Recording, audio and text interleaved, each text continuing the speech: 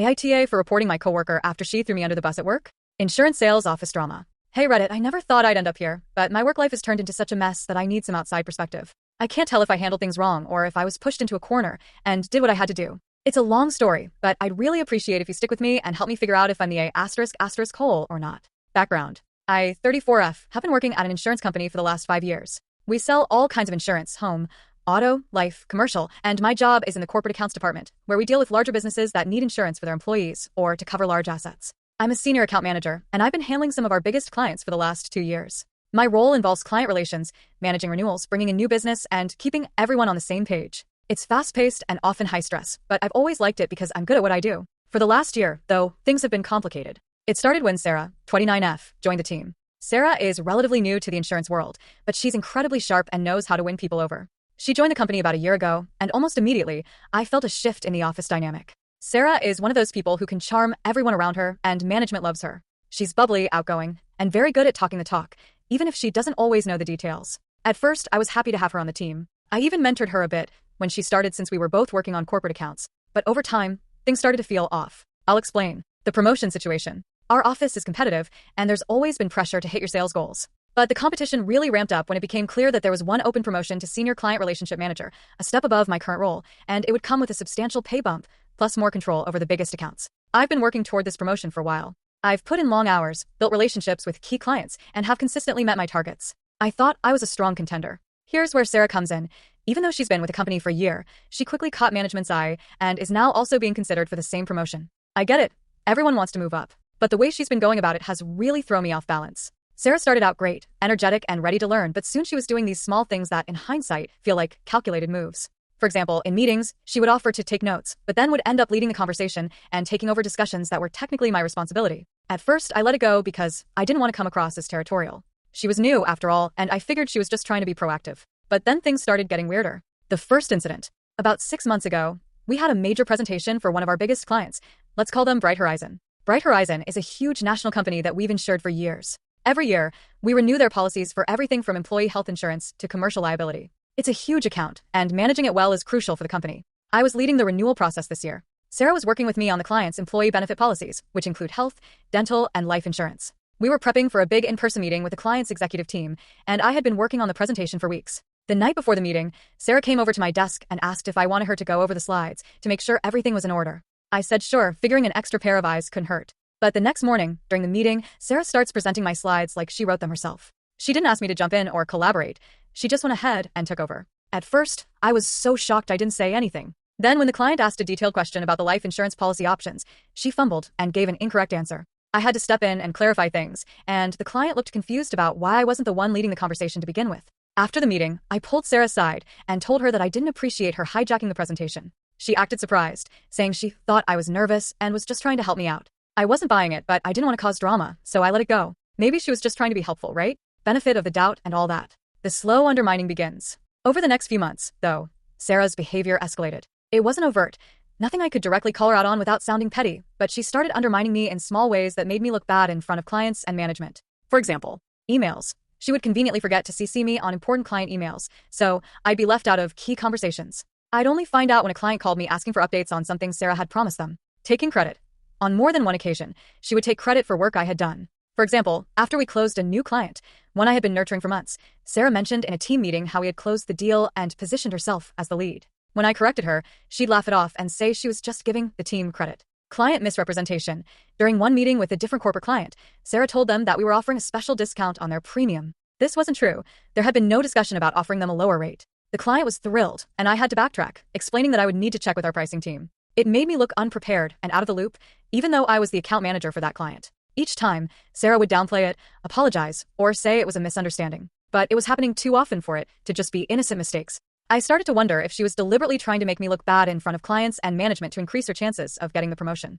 The big blow-up. Things hit a breaking point last month. We were in the final stages of negotiating a huge commercial insurance deal with a new client, a construction company that needed coverage for their fleet of vehicles and liability insurance for their employees. This was one of the biggest deals our department had seen in years, and I was the lead on the account. The potential commission on this deal alone could have made my year. I had been working with the client for months, getting all the details of their policies just right, and we were finally ready for the last in-person meeting to finalize everything. The night before the meeting, Sarah pulls me aside and says she's been talking to John, our boss, and they think it would be better if she took the lead on the meeting because I seemed stressed and she didn't want me to get overwhelmed. I was stunned. First of all, I was not stressed. I was prepared and ready to close the deal. Secondly, I had never once indicated that I couldn't handle the meeting. When I asked her why she thought I was stressed, she said, "Oh, well, you've been working so hard lately. I just thought you might appreciate a break." This made no sense to me. I told her that I was perfectly capable of handling the meeting, but she insisted that John agreed it would be better for her to take the lead, just this once. At this point, I was fuming. It felt like she was deliberately positioning herself to take credit for closing the deal, my deal, right before promotion reviews. I told her I would talk to John myself. When I went to John's office, he looked surprised and a little uncomfortable. I explained that I was fully prepared for the meeting and didn't understand why Sarah was saying I couldn't handle it. John then said, "Well, Sarah mentioned you've been under a lot of pressure lately. I thought maybe it would be good to share the workload." I couldn't believe it. She had gone behind my back and painted me as someone who was struggling, when in reality, I had everything under control. I told John that I didn't appreciate being undermined and that I was more than capable of closing the deal. He seemed to backtrack a bit, saying, Of course. If you're ready, then by all means." But the damage was already done. I felt completely blindsided. The meeting disaster. The next day, we had the client meeting. I went in determined to close the deal, but Sarah was relentless. Every time I started to talk, she would jump in with additional comments or of clarifications.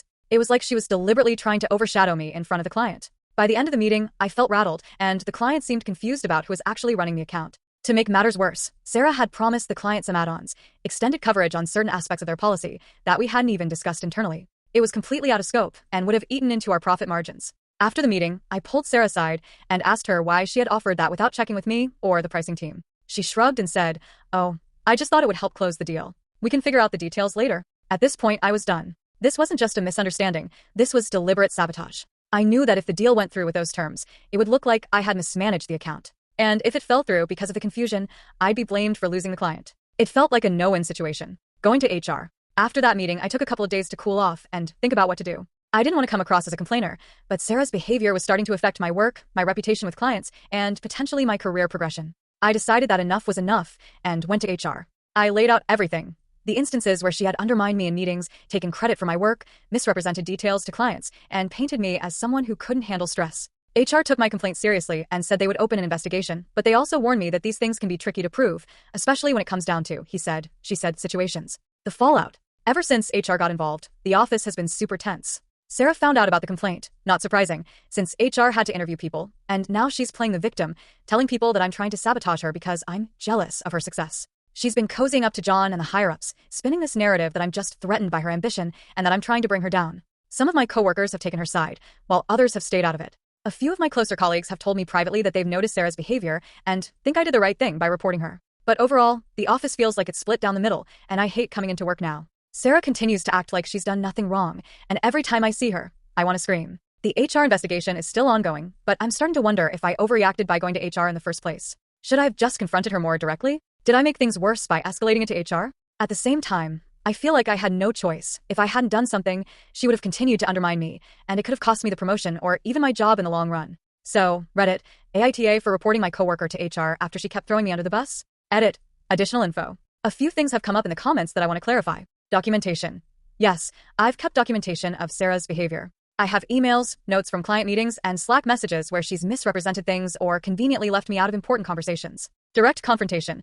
Some people have asked if I ever directly confronted Sarah before going to HR. Yes, I did, multiple times. Every time I tried to address her behavior, she would apologize and act like it was a misunderstanding, but the pattern kept repeating. John's role. I don't think John, our boss, is deliberately playing favorites, but he's definitely more inclined to believe Sarah because she's charismatic and good at making herself look indispensable. I've tried to raise my concerns with him, but he tends to brush them off, saying things like, "You two just need to work together better." I'm really torn here. On one hand, I feel like Sarah has been deliberately sabotaging me, and I needed to do something to protect myself. On the other hand, the office environment has gotten so toxic that I wonder if going to HR was the right move. What do you think? Ida? Coworker has been undermining me for months, taking credit for my work, misrepresenting things to clients, and trying to paint me as someone who can't handle stress. I reported her to HR, and now the office is divided. Did I overreact, or was I justified? Update. So, a lot has happened since my original post. HR concluded their investigation, and the results, well, they were kind of a mixed bag. I'll break it down for you. Sarah received a warning. HR did find enough evidence to give Sarah a formal warning about her behavior. They cited unprofessional conduct and told her she needed to be more transparent in her communication with colleagues and clients. They didn't fire her or demote her, but the warning is on her record now. The promotion. Here's the kicker. Despite the HR warning, Sarah got the promotion. Yup, you read that right. The higher-ups decided that she was still the best candidate for the senior client relationship manager role, despite her actions. I was crushed. They told me that while they acknowledged the communication issues between Sarah and me, they felt she had the right vision for the future of the company. I tried to push back, but the decision was final. Where I stand now, to be honest, I'm still in shock. I'm angry, frustrated, and disillusioned. I've been with this company for 5 years, and to see someone who actively sabotaged me get promoted feels like a slap in the face. I've started looking for new job opportunities because I don't think I can stay in a place where this kind of behavior is rewarded. Thanks to everyone who commented and gave advice. I'm still trying to figure out my next steps, but for now, I'm focusing on finding a healthier work environment.